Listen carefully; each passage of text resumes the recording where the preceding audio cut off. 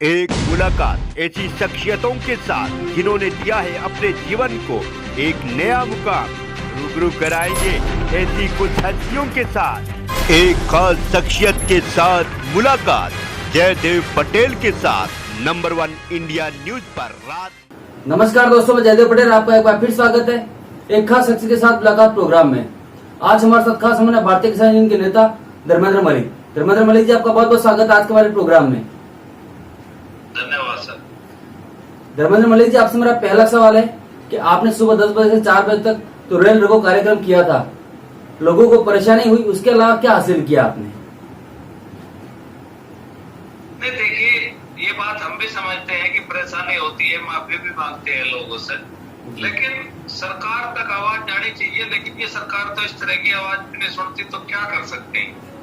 किसान बैठे हैं शांतिपूर्वक 10-11 महीने से, कोई मतलब कोई बवाल तो कर नहीं रहे हैं, लेकिन अगर इस तरह के भी शांतिपूर्वक कार्यक्रम करते हैं तो सरकार सुनती थी। एक जमाना होता था कि देश में अगर 5 आदमी भी कहीं बैठ जाए तो उनकी बात सुनी जाती थी कि आखिर ये असंतुष्ट क्यों है। अब तो सरकार पे कोई फर्क नहीं पड़ता और लगता है कि सरकार ने तो भगवान भरोसे छोड़ दिया कि जो हो करे, हमको कोई फर्क नहीं पड़ने वाला। तो इस तरह का जो एक सोच है, एक पॉलिसी जो सरकारों की है, वो तो फिर इसका मतलब ये होता है कि सरकार जो है अति अहंकार में है और सरकार जो है किसी से बात ही नहीं करना चाहिए। धर्मेंद्र मलिक जी, आपकी जो मांगे हैं वो कर सकते हो और उसके लिए आपकी पूरी आजादी भी है, लेकिन लाखों लोग जिनको परेशानी है ट्रेन के जगह जगह रुकने से, रोड डाइवर्ट करने से कितनी दिक्कतें हुई, क्योंकि लोग रोजगार के लिए जाते हैं, बहुत से लोग इलाज करवाने के लिए भी जाते हैं। क्या आप लोगों ने रेल रोको से पहले इनके बारे में कभी सोचा था? नहीं, देखिए, हमने सबसे अपील की थी, कोई एक दिन का कार्यक्रम नहीं था, कई दिन पहले से कार्यक्रम किया था और ये भी कहा था कि भाई आप हमारा सहयोग करें, और इसलिए समय भी कम रखा था, केवल 6 घंटे का। लेकिन मैं फिर यही कहना चाहता हूँ कि अब तो हमारे भी समझ में नहीं आता आखिर क्या करें। तो देश के नागरिकों से भी मेरा आपके माध्यम से है कि बताइए अब हम कर क्या सकते हैं, आप हमें सुझाव दीजिए, कोई दूसरा तरीका हो हम उसको अपनाएं। हम तो उस विचारधारा के मानने वाले हैं कि जो लोग हैं, ट्रेन में कौन सफर करता है? किसान और मजदूर। और उसी आदमी को अगर तकलीफ होती है तो हमें सबसे पहले तकलीफ होती है, लेकिन फिर भी हम हाथ जोड़ के विनम्रता के साथ कोशिश करते हैं कि भाई लोग हमारा सहयोग करें।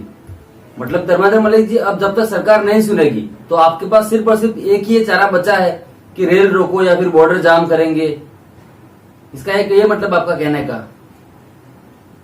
नहीं, देखिए, बॉर्डर पे जाम हमने नहीं किए है, गलत धारणा है। हम तो दिल्ली जा रहे थे, दिल्ली पुलिस ने बैरिकेड किए हैं, 3 लेयर सिक्योरिटी है, मतलब 500 मीटर में उन्होंने पूरे सड़कें खोदकर जिस तरह से बैरिकेड लगाए हैं, तो रास्ता तो उन्होंने रोका है।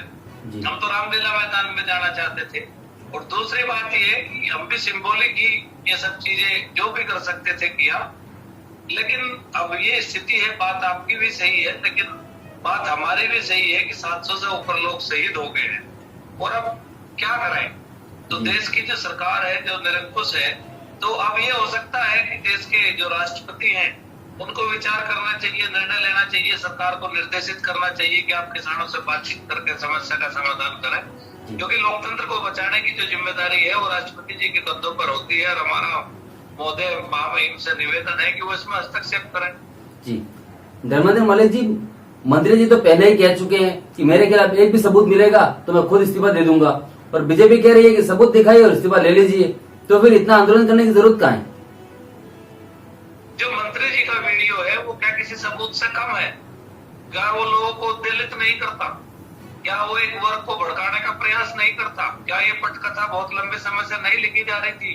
क्या ये बयान पर्याप्त नहीं है कि 3 दिन में लखीमपुर खीरी छुड़वा दूंगा और इसके बाद सेकंडों में घटना हो जाती है? और थार गाड़ी जितनी ताकतवर होती है उतने ही ताकतवर उसमें स्रोत बैठे थे। पिछले 7 साल में अगर सबसे कोई मजबूत ताकतवर सत्ता है तो वो केवल गृह मंत्रालय के पास है। गृह मंत्रालय की गिरफ्त में पूरा देश है और उसमें वो सत्ता के सब स्रोत बैठे थे जो मजबूत से मजबूत हो सकते हैं। तो उस जो थार जीप थी, जितनी वो मजबूत होती है उससे ज्यादा मजबूत उसमें सत्ता बैठी हुई थी। क्या इतना भी कम है? और जिस मंत्री जी का नाम, देखिए, इस देश में पहले भी बहुत सारे इस्तीफे हुए, चाहे मुंबई में आतंकवादी हमला हो, चाहे तमाम और चीजें रही हो, इस्तीफे कोई बड़ी बात नहीं होती। यहाँ तो मैंने वो भी नेता देखे हैं कि किसी ने आरोप भी लगा दिया तो नैतिकता के आधार पर इस्तीफा देके ये कह दिया कि जब मैं इससे मुक्त होऊंगा तब वापस आऊंगा। तो ये प्रमाणित करता है कि कितनी नैतिकता बची है लोगों में। आप आरोपी की पैरोकारी करोगे, बाय नेम्ड है वो 120 में मर्डर के एक योजना में, तो इससे ज्यादा क्या चाहिए। जी धर्मेंद्र मलिक, क्या आपको लगता है कि भारत बंद या हो या रेल रोको अभियान हो, इसका असर सिर्फ कुछ गिने चुने इलाकों में ही होता है? नहीं, हमारे साथ पूरा देश खड़ा है, हर जगह कार्यक्रम होते हैं, कश्मीर से लेकर कन्याकुमारी तक सब लोग खड़े हैं। आज भी तमाम जगह की फोटो आई है, चाहे वेस्ट बंगाल हो, तमिलनाडु हो, कर्नाटक, झारखंड, तमाम जगह से लोग आए। तो लेकिन थोड़ा प्रोपेगेंडा है आजकल, जो मीडिया है वो भी दूसरे तरीके का है, वो भी दिल्ली के एनसीआर के आसपास ही उसका कैमरा चलता है। तो बहुत सारी चीजें ऐसी हैं जो यहाँ तक पहुंचती भी नहीं दिल्ली तक। तो अगर इस देश को, पूरे देश का आंदोलन को समर्थन नहीं होता तो हमको नैतिक बल कहाँ से मिलता। पूरा देश आंदोलन के साथ है, चाहे वो फिजिकल रूप से उपस्थित हो सकता हो या नहीं। और हर घर में अब चर्चा है कि किसानों की बात सुनी जानी चाहिए, तो ऐसा मेरा मानना है कि ऐसा नहीं है। जी धर्मेंद्र मलिक जी, आपसे मेरा एक आखिरी सवाल है कि क्या संयुक्त किसान मोर्चा सरकार से बिना शर्त बातचीत करने के लिए तैयार है? बिल्कुल तैयार है। अगर सरकार कोई शर्त ना रखे तो हम भी कोई शर्त नहीं रखें। सरकार ये कहे कि आप आइए बातचीत के लिए, कुछ मिलकर हल निकालते हैं, तो निश्चित रूप से हल निकलेगा। और सरकार पहले ये कह देगी कि भाई कानून तो वापस नहीं होंगे, आपको आना है तो आइए, तो ये कोई बात नहीं होती। आप कंडीशन नहीं लगा सकते। वार्ता पर कंडीशन लगा के वार्ता करनी, वो फिर वार्ता नहीं होती। जी सर, आपसे मेरा एक क्लोजिंग कमेंट है कि अब आगे क्या प्लान है आंदोलन को लेकर? हम तो बैठे हैं और प्लान क्या कर सकते हैं। हम कोई षड्यंत्रकारी थोड़ा है कि प्लान करेंगे। जैसा है चल रहा है, जो भी परिस्थितियां होंगी उसके अनुसार नहीं डालेंगे। क्योंकि लगभग सर साल भर के आसपास का समय हो चुका है इस आंदोलन को। नहीं, समय तो अब 1 साल से भी ज्यादा होगा, क्योंकि 2 महीने पहले से ही देश में आंदोलन है, तो समय तो 1 साल से ज्यादा होगा। अब सरकार को अगर इतना बड़ा लंबा आंदोलन भी नहीं दिखाई दे तो देखिए, निर्णय तो सरकार को करना है, हम और आप कुछ नहीं कर सकते। हम अपनी बात कह सकते हैं, अब सरकार को उस पर निर्णय करना है। जी धर्मेंद्र मलिक जी, आपने समय दिया उसके लिए आपको बहुत बहुत धन्यवाद।